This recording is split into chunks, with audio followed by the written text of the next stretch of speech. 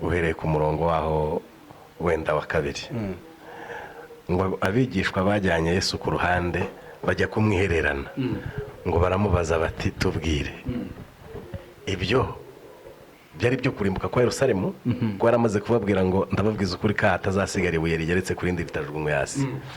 Arangije baramubaza ati ibyo bizaba ryari. Bamubaza ibindi bibazo bibiri biteye amatsiko, babibaza Yesu. Bamubaza ibindi bibazo bibiri biteye amatsiko abantu batajya bitaho. Baramubaza bati nuko data ikimenyetso cyo kuza kwawe ni iki? Ni iki imperuka y'isi ni iki? Mvugo ibyo bibazo yarabajije bivuze iki? Izo bari bamubajije Ni ibyo bari babajije Yesu, kandi urumva babanje kumujyana ahantu baramwiherera nabo ati twebwe urabizi uri inshuti yacu, turakundana, twongorere. Ni ikihe kimenyetso kizatubwira kuri ku isi wagarutse cyo kuza kwawe? Ni ikihe kimenyetso kigaragaza ko imperuka y'isi yageze? Mperutse kuganira n'abantu baravuga ngo nta mperuka ibaho. Nawe ni kubizi ngo imperuka ngo niyo umuntu ku giti cye ngo iyo yapfuye ngo biba birangiye. Irahari. Ayo makuru, ayo magambo Yesu yabwiye bariya bigishwa be yabashubije, urayibuka? Kugira ngo ko twavuze ngo dufashe abantu kugira ngo babashe gusobanukirwa igihe turimo, cyangwa se gahunda turimo muri iki gihe, cyangwa se gahunda Imana irimo muri iki gihe. Abantu turiho turi bazima, abantu turiho turi bazima. Ni iki kirimo gukorwa ku isi no mu ijuru? Ni iyihe gahunda Imana ifite mu isi no mu ijuru ku biremwa abantu? Ako kantu rero ni ikorosi rinini rigenda rirya abantu. Yesu arababwira ngo muzumve iby'intambara n'impuha z'intambara. Ubwo twagiye mu bimenyetso bigaragaza ko Yesu azaba ari ku isi, kuko ni ibintu ni bibiri. Hari ikimenyetso cyo kuza kwe, hari n'ikimenyetso cy'imperuka. Wantegereye? Arababwira ngo muzumve iby'intambara n'impuha z'intambara. Aravuga ngo mwirinde mudahagarika imitima yanyu ngo kuko bitazabura kuba. Ibyo bintu ntabwo wabibonye mvugo ndashaka kugira ngo ugarure ku isoko, wongere nkongeremwe amavuta ku mugani w'abapasiteri, wongere wumve icyanga usogongere kuri gahunda y'Imana ijyanye n'iki gihe cy'erezo. Ejo utazarimbuka ibirunga bikakurukira cyangwa ibisasu bya kirimbuzi bikakwitura hejuru. Ndashaka kugira ngo ngukure mu muriro, nkurokore ngusubize kuri gakondo yo mu ijuru. Sifa kwa Mungu.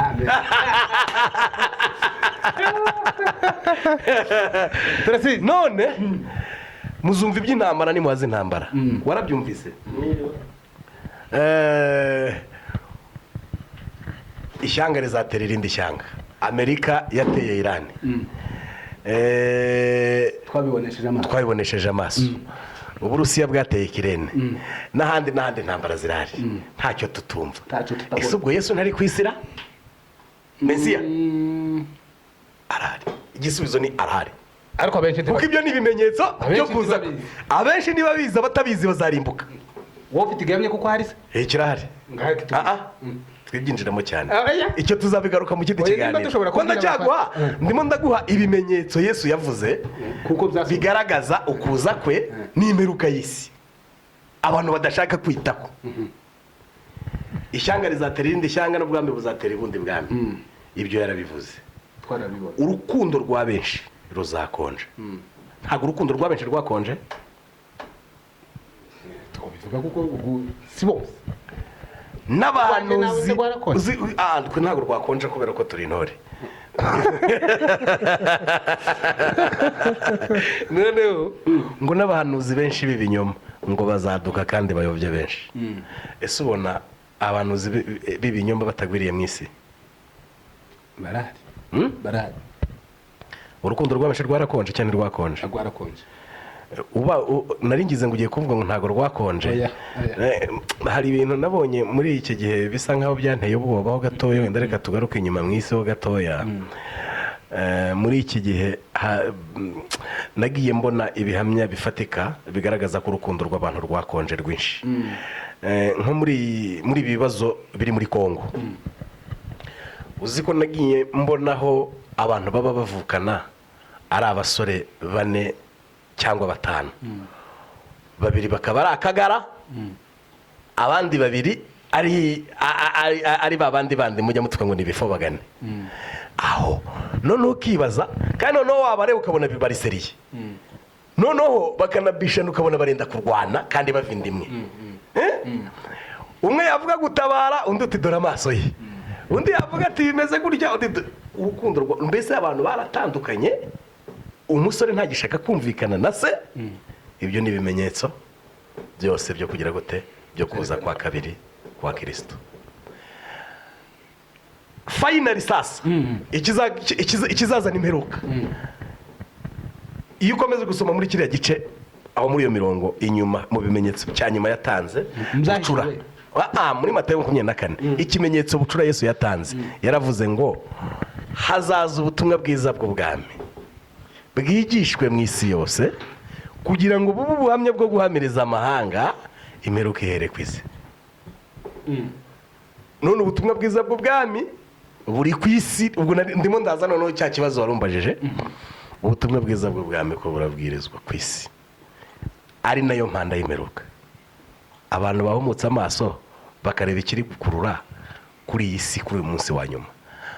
Yesu yaravuze ngo nkuko umurabyo urabiriza iburasirazuba ukagaragarira iburengerazuba, ngo niko kuza k'umwana w'umuntu kuzaba. Aravuga ngo kandi aho intumbiri niho n'inkongoro zigomba guteranira.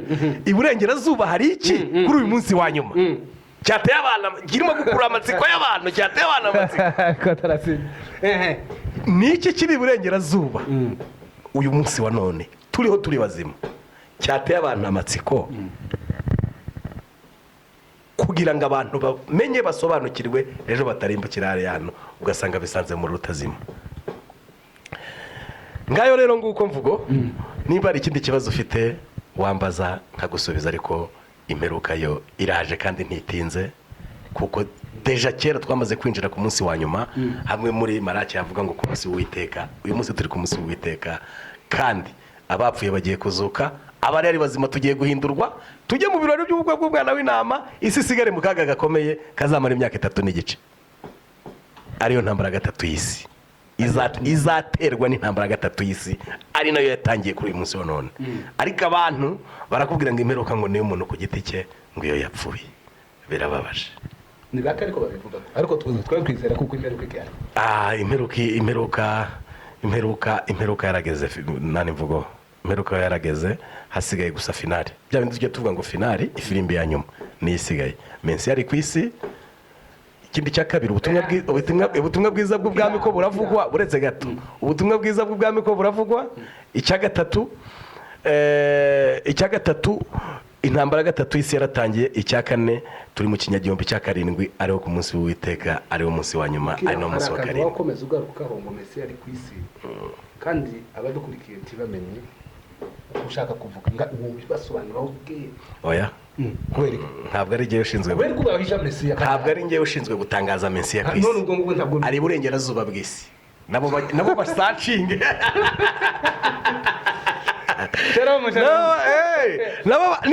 Nimba genda bateye amatsiko, nimba ibiremwa abantu, uretse ko Imana nayo igeze hara mu itangiriro igice cya 6 yaravuze ngo mbonye uko abantu bibwira kose ari kubi, ngo Uwiteka Imana ngo yicuza icyatumye irema umuntu. Iravuga ngo iminsi y'abantu ndayigabanyije izaba imyaka 100, ngo kubera ko mbonye uko abantu bibwira ari kubi gusa, nta cyiza abantu bajya bibwira. Haba n'ubwo vuza iyabahanda, ndeba ko impanda yo kera yavuze, ariko n'ubwo vuza iyabahanda wanze kumva ntazanga no kubona nuko bimeze. Ariko barikuba konjoreraho noneho nabarangiye. Oya, nabarangiye jewe. Rya jambo Yesu yongeye kuvuga, avuga ngo umurabyo urabiriza iburasirazuba ukagaragara iburengerazuba, niko kuza k'umwana w'umuntu kuzamera, kandi aho intumbiri niyo n'inkongoro zigomba guteranira. Kuza kwa mbere kwa Kristo kwabereye iburasirazuba muri Isirayeli, kuza kwe kwa kabiri kuzabera iburengerazuba muri Amerika. Amerika rero ni nini, hari Amerika y'amajyepfo, Amerika y'amajyaruguru, Amerika y'iburasirazuba n'iburengerazuba. Sasa uyu munsi wa none barebe iburengerazuba bw'isi, muri Amerika Latina na Karayibe bazahasanga igiteye amatsiko. Ariko reka tugarukira aho ngaho. None mvugo yamba uyu mugabo hari ahantu adusize ubwo ngubwo abegereye muri ibyo bihugu ntibakomeze barebe kuko Mesiya niba adashaka no kumenya nta kibazo nabyo igihe kizabazira cyangwa igihe kizabereka.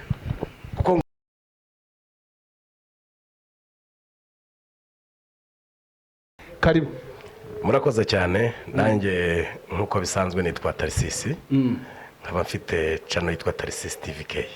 Sa murayumva iyo channel, mugende mukandire subscriber, comment, share kugira ngo nawe tumuteze imbere kubera kuko ni umuvandimwe. Tarisisi mumeze mute? Turaho turakomeye. Nairobi imbeho yatangiye. Twageze mu gihe cyiza cy'akabeho kavanze n'akazuba. Ariko niyo mpamvu natwe tuba tuvuga tutireka dufata umwanya duha abadukurikiye ibiganiro bike mu byo dufite kugira ngo nabo bakomeze baryoherwe n'amacano yacu bakomeze barebe neza kandi twebwe turabakunda. Asante. Murakoze cyane.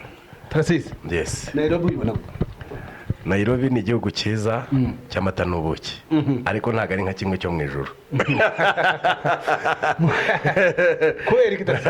Ntabwo ari nka kimwe cyo mu ijuru, turi mu isi. Nairobi ni igihugu cyiza, igihugu cyaratwakiriye, igihugu kitwigishiriza abana, igihugu kidutunze. Ese ubundi Nairobi urumva wayishinze kiba mugabo we? Nairobi ni igihugu cyiza, nta vangura riba hano, nta mushene, nta stress, nta kukubaza ibyangombwa. Ibyangombwa uragenda barikiwe Nairobi. Asante sana. Yes. Na yahe acicikana ku mbuga ugiye bikurikira? Amakuru acicikana ku mbuga, turi mu gihe cy'amakuru. Turi mu gihe cy'amakuru kandi agomba gucicikana ku mbuga, cyane ko turi mu gihe cy'herezo. Hahandi Bibiliya ivuga ngo urukundo rwa benshi ruzakonja. Muri make ikigaragara cyo nuko urukundo rwa benshi mu isi rutangiye gukonja, kuko nimba umukazana asigaye ashwana na nyirabukwe, umuvandimwe ntibumvikane, urugero ingero nyinshi urazifite, ngira ngo wabonye azaba izo muri Bibiliya cyangwa izo mu isi, ko ibyo Bibiliya ivuga byose byarasohoye. None icyo nabwira abantu, mureke dukundane kandi dufashanye, tugira umuco mwiza wo gufashanya no gukundana. Nabyo birakeneye mu iki gihe, kandi tugerageze guhagarika umwiryane, kuko umwiryane nta kimaze muri isi. Kuko nibyo byiza nicyo cyane, kuko byaturiye byabaye byinshi, natwe twanyine tugomba kwiga nuko bimeze. None amakuru kumaze igihe utaboneka, nanjye ndaho ngaho. Nairobi urayizi? Ndayizi. Ishuguri hapa na hapa, ariko muri ibyo byose tukavuga tereka twegere tuvugane n'abafana bacu, tubabaze uko biriho. Muri makeya uzi ko maze igihe kirekire ngushaka. Wambonye? Nakubonye kandi urabizi ko uri inshuti yanjye, inshuti magara. Sinobura yama ndibo burara mpari, nanjye sinaburara uhari. Ngomba guhamagara hariya ku ariko Mr. Mvugo, kutagisenga byagenze gute? Ndasenga. Uri umupagani? Oya ndasenga. Mwana wa pasiteri. Ndasenga. Ntago wabura gusenga. Tukingo nariya. Hari agahose nkiyakubona. None nka niba se intama yanjye yazimiye byayigendekeye gute? Niyo mpamvu ubona amaze iminsi ngushakisha kubera kuko nabonaga warazimiye cyane, kandi nta gahunda y'Imana ijyanye n'iki gihe cyerezo ukimenya. None bite usigaye ubaye amakuru yawe? Iby'ukuri je ndahari, je ndanora mukankagira shuguri nyinshi, ariko gusenga ndasenga. Gusenga urasenga. Gusa hari yabye ndasinkiboneka kubera impamvu runaka za gahunda za buri munsi. Dore ko muterana amasaha atandukanye nayo byenda ugasanga mbuze umwanya, ariko turi kumwe kandi turi kumwe n'abadukurikiye. Ko ndaganira n'umukozi w'Imana bita Mvugo, inshuti yanjye cyane magara, kandi n'abadukurikiye ujye ubabwira ko tubakunda. hanyuma bajye banagukandira kuri subscribe bakore comment bakore na share ntacyo bitwaye bazabikora neza kandi turabashimiye mukomeze uwo murindi niwe dukeneye kugira ngo mukomeze mudutere courage mukomeze tugire ngo tuzatubana buri munsi donc ni ukuvuga ngo nimba twaje hano imbere ya kamera tuba twaje hano imbere ya kamera kugira ngo tuganire n'abadukurikiye yego ingeri zose kandi tubagezeho amakuru bo batabasha kubona yego ni muri urwo rwego rero tuba tugomba gufatanya kugira ngo nabo badushyigikire kandi bategere bino biganiro tubaha natwe ntabwo tuba tubuze icyo twakagombye kuba turi mu kandi kazi twakabwiye mu tuba twagiyemo ariko tuba tuje kuganiriza abantu kugira ngo tubamare n'irungu none mvugo mu kazi bimeze bite akazi kari aho ngaho kameze neza akazi ka buri munsi ntacyo twabihungabanyaho kubera kuko abonetse niyo twakira kubera kuko atabonetse ubwo ntaba ari ayacu uguwe neza bikomeye mvugo uri inshuti yanjye umunsi twahuye urambwira uti ndashaka kugira ngo wongere ungarure mu murongo kuko mbona narataye umurongo ariko nanjye ndavuga nti hari icyo ndibuze kukubaza cyangwa se nawe hari ibyo uteganya kumbaza ese mvugo iyo witegereje ibintu birimo kubera kuri iyi si ntabwo bigutera ubwoba bitewe n'ijambo ukurikije ijambo ry'Imana twariye twumvise bitewe n'ibyo wamaze kuvuga yego ni ukuri nta cyanditswe muri Bibiliya mu byahishuwe kitahari byose twarabibonesheje amaso usibye tuzi umunsi n'igihe ni iki muri iki gihe ubona kiguteye ubwoba ukurikije mu bintu birimo kuba ku isi byaba bino Amerika irimo gukora muri Iran byaba bino Israel irimo gukora muri Iran ni iki kintu ubona cyagukurura nk'amatsiko yawe kugira ngo ugisangize abandi nabo bakanguke ese ni iki kintu kirimo kuba abantu batarimo kwitegereza batarimo kureba iyo witegereje neza ubona abantu bagiye mu biki cyangwa ni ikintu nawe kiguteye amatsiko nje ku giti cyanje abantu bagenda bareba kwinshi no abandi bagenda basobanukiwe kwinshi yego cyane je ndeba ubu nyine abantu bahugiwe mu bintu by'isi badahugiye ku gutahura igihe cy'Imana igihe cy'Imana none nk'abantu batabizi nta kintu twabafasha tukabakeburaho gatoya nkawe urimo kwiga gusoma ijambo wagira icyo wababwira nagira icyo nababwira ese ushaka kumbaza ko mfite amatsiko yo kukubaza nawe ufite amatsiko yo kumbaza ariko ushaka kumbaza bikomeye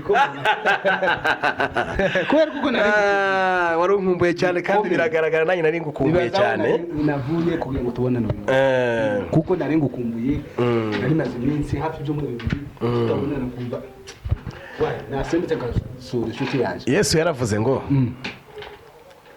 iyo usomye muri Matayo 24